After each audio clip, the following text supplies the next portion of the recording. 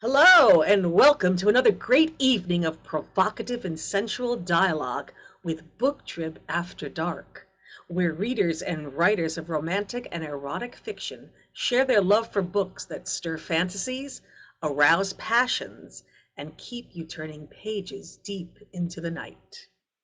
However, before we begin, I would like to remind everyone to log on to BookTrib at the end of the chat and enter to win a mystery bag of Tina's favorite things. You will also be reminded of exciting live chats, interesting book giveaways, and wonderful articles written by our sensational editorial team. Our guest this evening is none other than New York Times best-selling author Tina Folsom. She's joining us live this evening to talk about her latest book, Silent Bite, A Scanguards Wedding, which is part of the Scanguards Vampire series, as well as the 1001 Dark Knight series that readers and viewers alike are calling thrilling and fast-paced. And now it is my pleasure to welcome Tina Folsom to BookTrib After Dark. Welcome, Tina. It's a pleasure to have you here this evening. I'd love for you to give us a summary of the new book and the series for those that may not be familiar with your work. And for those that are familiar with your work, maybe give them insight to something they might not know. Okay, it's so great to be here. I'm a total virgin at this, so this will be fun. Scanguards is a series that I started several years ago about vampires living in San Francisco and running a security company. So they bodyguards, which I thought was kind of a little odd at the beginning, but I thought, okay, this is a great juxtaposition, versus vampires who bite people, and on the other hand, they help people. So that's sort of the background of the series itself. And Silent Bite is basically fits in right after book 8 of my series. So I'm calling it 8.5 since it's a novella. And it kind of finishes off the love story of Oliver and Ursula, which started in Oliver's hunger. And while the story was complete there and they have their happy end, I got lots of emails from readers saying, "Why didn't you have them blood bond in the end?" And the blood bond is basically the sort of the marriage for eternity, and it cannot be undone. And I, at the time when I wrote the book, thought that both Oliver and Ursula were so young, and had only, they'd only known for each other for a week. And I didn't find it right that at that point they would blood bond. I mean, Ursula was 23, Oliver was 25, 26. It was just too early for them. So that's why I had Ursula move in with him and really get to know him. And then a few months down the road, I decided, okay, now it's time. Now they're going to get their wedding and they're going to get their blood bond. And I think that is something that really will satisfy the readers who read Oliver's Hunger, because finally they see, yeah, this is true love, and it's not just, oh, let's move in together. So I decided it was right for a novella, and it was right to do it with this wedding. That sounds great. I'm sure that all your viewers appreciate a little behind the scenes, verbiage on how these things happen. I wonder if your fans, your readers, actually know that you are a self-published author. Can you tell us a little bit about that Um, and how it came about? Yeah, I mean, I wanted to start out as a regular author like anybody else. I wanted a publisher, I wanted an agent and all that, but I just couldn't find traction. I wrote Scanguards, I wrote the first one, I wrote the second one, and I sent it out to agents. I asked them if they were interested, and I had one single agent even respond to me and ask for the manuscript. And she read it, and she sort of liked it, maybe, who knows. But she basically said, well, vampires are really out, and your vampires aren't dark enough. So she didn't really think she could sell that. So I thought, oh, screw that. I'm just going to do it on my own. And that was basically around the time in 2010 when Amazon started to do the whole self-publishing thing, and then shortly after that, Barnes and Noble did it, and then you can upload to Apple. So it was all these different places suddenly opening up where a self-publisher could go and sell their books in e-format. And you can now also do it in paperback, of course. So it was getting so much easier. So I put the first books up. It took a little while to get any traction, but I think I was very lucky also because it was a time when there were very, very few self-publishers. I mean, I couldn't even ask anybody how to make a cover, really, because there was nobody out there who you could ask. All the technical things were really difficult. Now you have all these self-publishing loops where everybody knows everything and you know who to ask. So it took a while to sort of find that readership, to be able to get the books up, but I must say I have not regretted it.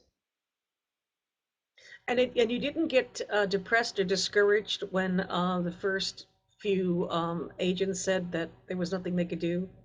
How did you keep writing after that? Well, you keep writing because you love the writing, right? You don't keep writing because you think you're going to make a buck. You keep writing because that's what you want to do. You know, when I was a child, I wanted to be the next Agatha Christie, right? I wanted to be that writer. I mean, I was like devouring all her books, and I was a big fan of Hercule Poirot and all those people. So for me, it was always I had to write. This was what I wanted to do. And, if I couldn't make any money at first, then I'd just keep on trying and do it some different way. And I knew there would be a way someday to do it. But it's all about the writing. It's you want to get those stories out. And it's almost like when I'm not able to finish a story, I feel like I'm not giving those characters their lives. This is your eighth book? Is it your eighth book now in the series, In or? the series, this is the actually the ninth book because I have eight full-length books, and now this is the ninth Mhm. as a novella, and the next one, number nine, which is actually the 10th book, is planned for November this year. That's exciting. Mm. And we have a first question from one of your fans. Mackenzie says, "You're the first German ebook millionaire. Wow. That's no easy accomplishment. What prompted you to self-publish?" I guess you've really already answered it. You wouldn't take no for an answer, and I think that is fantastic. And you can't take You no know, for an answer in this kind of business, because if you are that's right. convinced that you have a story to tell, then you're just going to have to tell it. Whether you're going to, have 10 readers read that story or whether you're going to have 10,000, that's to be seen. But if you want to tell your story, then tell your story. How long did it take, Tina, for it to catch on? When you decided that you were going to go the self-publishing route and with Amazon, when did you know you had a winner? How long did that It take? actually didn't take that long. That I attribute to the fact that I'm very prolific. Hmm. I published Samson's Lovely Mortal, the first in the series, in June 2010. And I'd already written the second one. I was just editing it and then getting out with that one in July, August. And then the third one of that series, I then published other books in between that I'd also written previously. And in December, I published a third one in the series, Gabriel's Mate. And at that point, my sales skyrocketed. So that is when I knew I had something with the third book. Did the agents come calling after that? Funnily enough, not a single one. I don't think anybody knows who I am. So it's kind of funny. Except your millions of fans. Well, and that's the only ones who really should know me, right? I mean, I Exactly. don't really care if an agent is coming or not. I mean, not a single one has. Oh, I must say, yeah, one agent emailed me, but it was sort of, well, you wouldn't want to, do this with us, would you? I mean, you're so successful, right? So she kind of tried just to see, Hmm. just on the off chance if I would bite. But her email already told me that she kind of knew that they couldn't really pay me what I wanted to go with a publisher. So, but that was, that was really the only one, and that wasn't that serious. So A question from Jane. You've almost answered the first part of it. She says, can you talk a little bit about the good and the bad side of self-publishing? the good and the bad. So the good is, so let me start with that. Huge financial success if you can make it. You know, it's very rewarding also to see that you have achieved that. You are the one who's putting these books out. You are the one responsible to get that readership and to come out with those new stories. That's the great side, and to have all that responsibility and the creative control that you wouldn't have if you were with a publishing house. That I totally love. The bad side is you have all the responsibility, right? This is the Yes, problem. You have yes. to work with it. I work 12 to 14-hour days, 7 days a week. Yeah, I occasionally take 2-hour lunch if I need to because I have errands to run or whatever. But that doesn't mean that I finish at 6 o'clock. That means I finish at 9 that night. You know, it's just when the work is there, it's got to be done. And because I also translate my own books into German, I produce Mm, audiobooks. You know, I have a narrator, but I still have to listen to all the recordings he does. I have to do the quality control. Um, I do my own formatting. It's all these things. The work that you have as a self-publisher is basically you're a writer and you're a publisher. So you do two jobs in you're a one. writer, you're a publisher, you're an editor. Yeah, That's and a lot of it's things. enormous And in my case, responsibility. I'm a translator. So I do all And these a translator. I do all these different things. And of course, you also at the same time, you have to continue marketing. You have to continue to be on Facebook and talk to your fans. You have to do all these things. Yes, other authors have to do that too. But for me, it's like, okay, that's another 2 hours a day. So that is the bad thing about self-publishing. It never ends.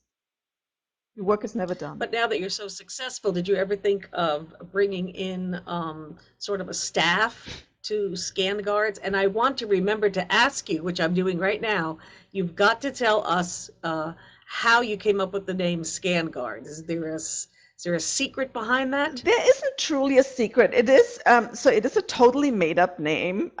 It kind of means nothing. It is trademarked, so I have gone through the pain of trademarking it just in case.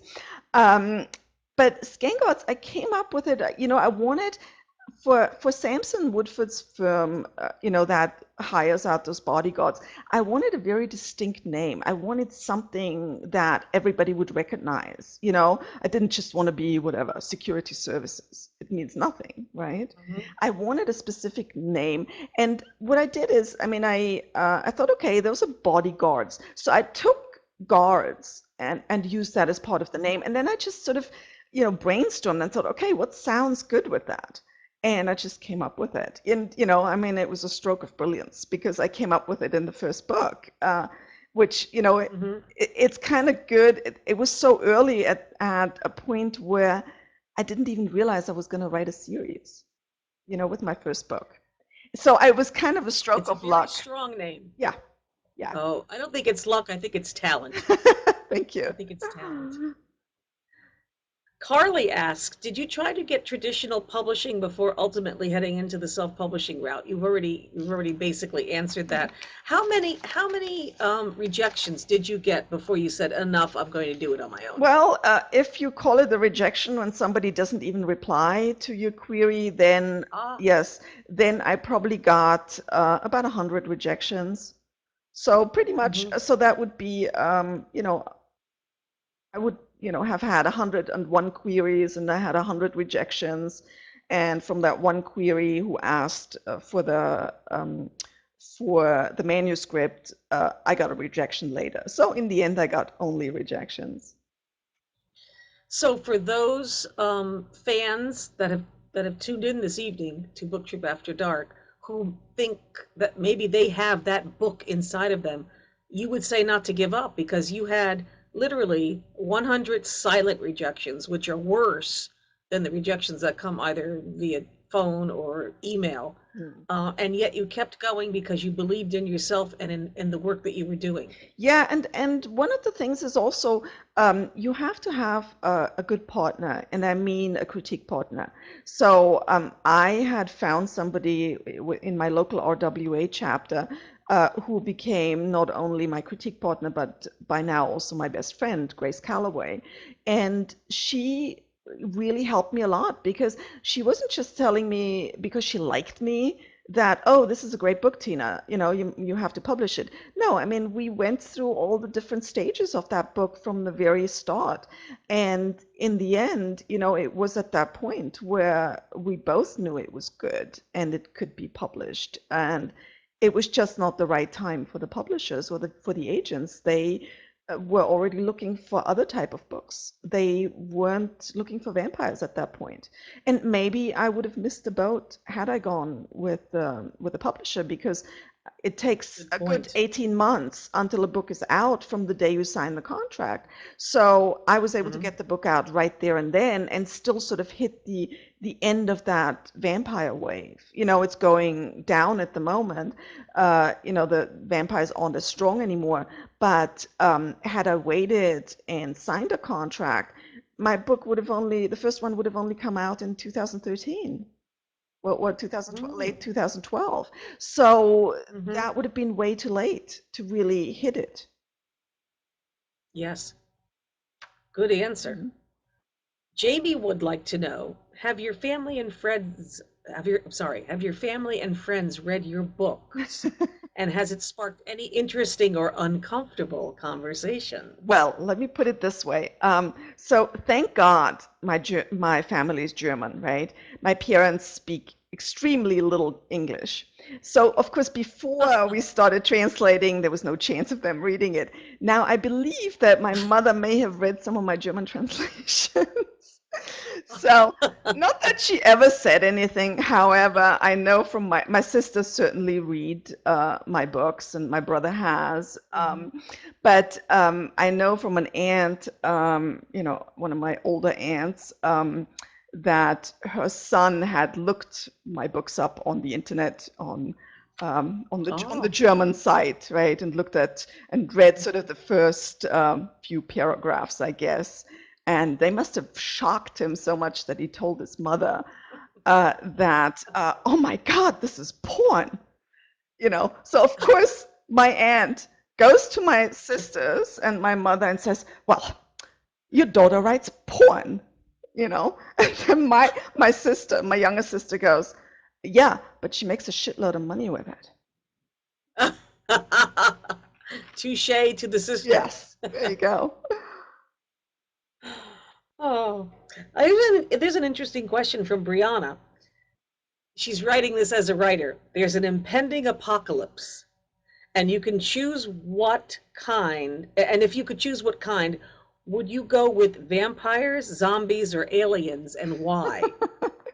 Oh, what a choice, huh? You Uh, can tell there's a writer in there. well, I have to say with vampires, of course. I mean, I can't really get all cuddly with aliens and with their tentacles and the zombies with like body parts falling off. It kind of doesn't appeal to me. So I think I'm gonna stick with the vampires. If there's an apocalypse, let the vampires do something there. I'm gonna be right on their side. That's great. Here's one from Mike. What's one misconception about being an author? That you Wow. sit around just writing all day and you don't do anything Yeah, else. exactly. And eating bonbons. Well, we don't. I mean, we do Oh, eat we do bonbons, eat yes, bonbons, yes. even though I've given them up now. But yeah, you don't sit around just writing all day. Or even, I think a lot of people think, oh, you're an author, you're gonna sit out on your terrace for a couple of hours in the morning and write a little, and then you're gonna go lunch with your friends, and then maybe in the afternoon you'll do another hour of a little bit of writing, and then, you have your leisurely day. That's not what being an author is like, at least not the kind of author that I am and that my self-publishing colleagues are, because we start at 7 in the morning and it's like go, go, go all day. I often eat at my desk. Most of the time, I don't leave my office all day. I mean, thank God I have my office at home. The good thing, of course, is I don't have to get dressed, you know. That's true. But you have to be very dedicated. I've talked to a lot of writers. It's not just about, okay, roll out of bed and start. Every writer I've talked about has a schedule that they adhere to every single day, as if they were walking into a corporation. Yeah. And they don't veer from that. Otherwise, you could lose track. Mhm. You've got a lot of characters, a lot of scenes. Everything gets very involved. And I think it takes a very dedicated, organized person to do the kind of writing that you do. Yeah, so let me So show it's you how I organize things. Is this is a book, right? This is my next book. This is One Foolish Night, right? And you see these little ah, stickies, and that's the scenes, yes. right? So this is how I plot. I mean, this is how I keep myself on track with a book. I sit there, I plot it out, and I think of all these different scenes, of locations, of who's going to be in the scene, what the scene is about, what the conflict in the scene is, and then I make notes on that, and I stick it there, and then sometimes I move the scenes around and think, okay, that scene doesn't fit there. I have to move it later. I have to move it earlier. I have to bring some tension in here. So that's how I keep myself on track when I write a new book. My day, obviously, to keep my day on track is a little different. I have, Mhm. when I'm starting a new book or in the middle of a new book, I have my schedule where I'm like, okay, today I need to write 3,000 words, period, done. Uh, but I also need to, let's say, translate 10 pages of another book, or I have Mhm. to deal with some Facebook posts or some promotion. I have to design t-shirts like I did with this. I have to design mugs. I mean, there's all these little things, ancillary things, or I'm getting edits back for another book, and now I have to go through and deal with those edits and do some rewrite, do some proofreading later. So I have all these various tasks that are spread over the day. In general, though, I mean, the writing comes first, and that is my morning task. So in general, I don't make appointments in the mornings. I get up, I check my emails to see if there's a fire I need to put out, and then I start writing, and I generally write until midday, until sort of my creative energy wanes, and then I take care of other tasks.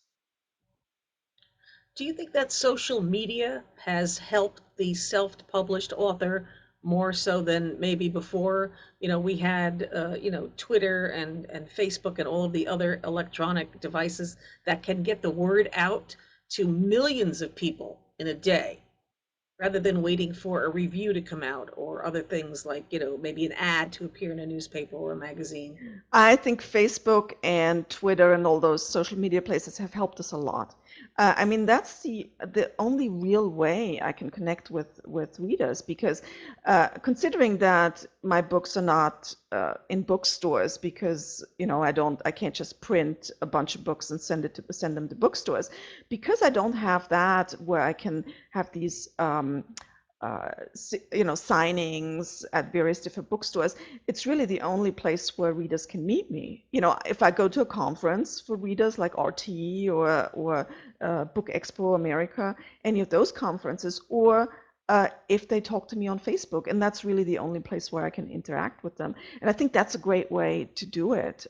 It really also gives me a better idea of what my fans expect, what they like most about my books, and then I can tailor it a little bit. I mean, at the beginning, I was always worried, oh, gee, I have so much sex in my books, and there's maybe not enough plot, right? But then I get feedback from readers, and it's like, oh, I'm glad you don't have all these subplots going on that take you away from the main couple. So, and I take that to heart. Um, Daniel would like to know, do you have a favorite book to movie adaptation? Anything that's upcoming that you can't wait to see? I don't actually. I haven't been to the movies lately. I just don't get out of the house, But there's one movie I would love to see, and I have not read the book yet either. The Book Thief, and it's the kind of movie. I, because of my heritage, would love to see. It does portray some of the Germans in a better light than they normally portrayed in these World War II movies. So I'm really looking forward to going to see that one. Juliana has a question. Out of the many series you've written, do you have a favorite, and which one would you want made into a television series or feature film? It's a great question. Yeah, and I mean it's a simple answer for me. It's of course Scanguards. Scanguards is Hmm. the one series that's dearest to my heart. I mean, I love all the others too, and I think the Out of Olympus series about my Greek gods would make great romantic comedies, a la you know, just great romantic comedies. And but it's there's so many. There's a dime a dozen. But Scanguards, I think, would really make a great sort of series. Of course, there's already True Blood, so it's kind of hard to sell another vampire Hmm. series like that, which has some of the similar things in it. That it would make it very hard to sell something like that. But the setting would be great. I mean, who doesn't want to see a movie in San Francisco? Of course. Oh, have you talked to producers or anyone in the film industry about this? What's your next step? No, I have not, and I mean certainly I have previously contacted film agents, and at this point, nobody seems to be interested. I think it's just a hard sell when you've already got something good like True Blood out there, and when I mean my books like True Blood have a lot of sensual elements and sexy elements that it would also make it hard. There's only a few channels who would really show things like that. It's not HBO isn't going to buy it because they already have True Blood. So that would basically leave Showtime. That would pretty much be the only one who this would be suitable for. So I have not had any inquiries, or I haven't really done anything at this point. Maybe once the series gets bigger, maybe with the next book, if there's a splash, I can try again. Mhm. Mhm.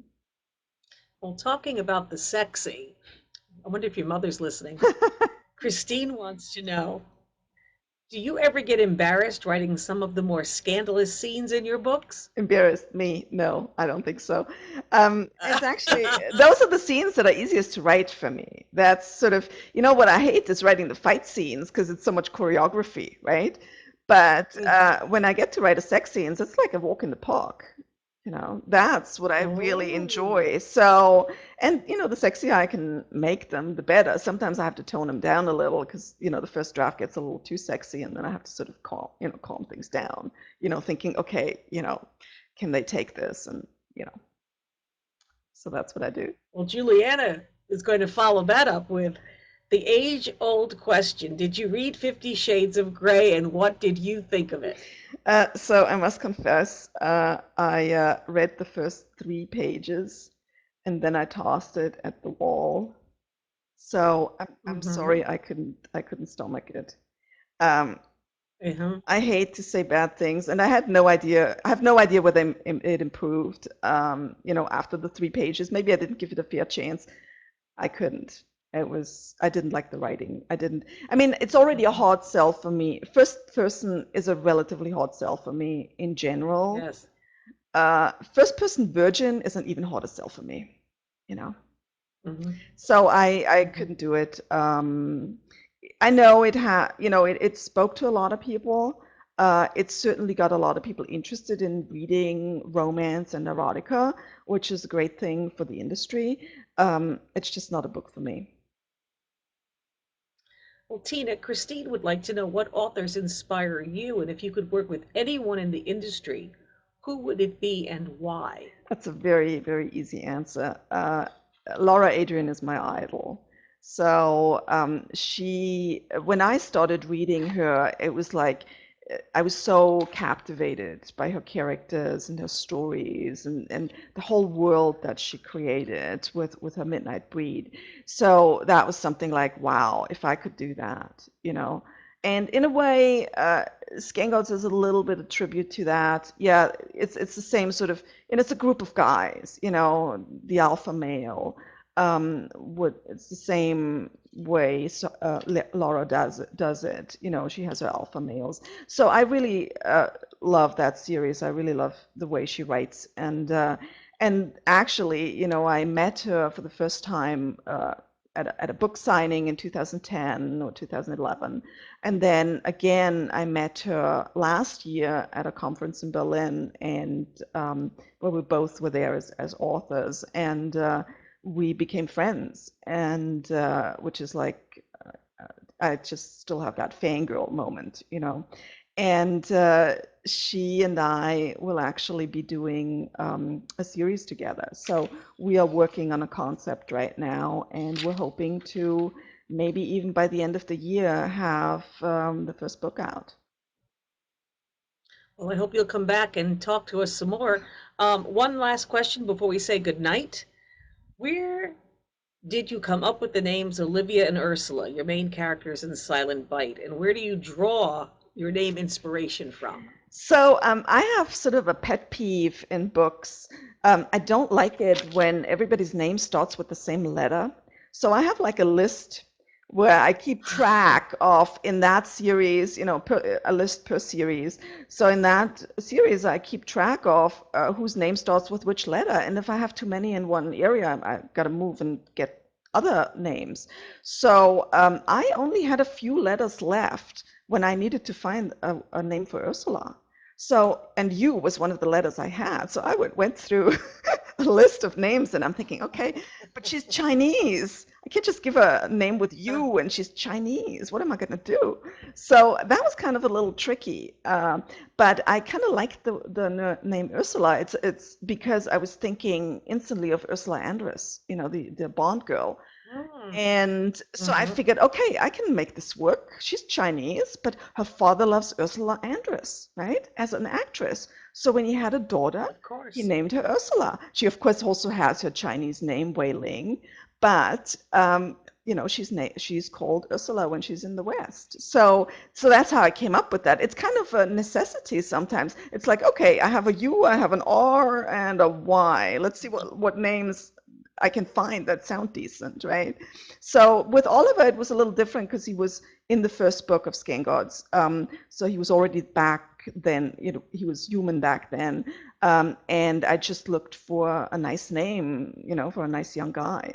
So I, you know, and the O wasn't taken at that point, so I could take it. It almost sounds like Sesame Street. That's right. Oh, Tina, this has been a lovely, lovely evening. We can't thank you enough for spending time with us. We thank the fans that watch and tune in. And I want to remind your fans to go to booktrib.com and sign up to win a bag of Tina's favorite things. But for now, unfortunately, it's time to say goodnight and the best of luck with the rest of your series. We'll be watching and reading. Thank you so much, Tina. Thank you so much, and thanks to everybody who tuned in today. Good night. Good night.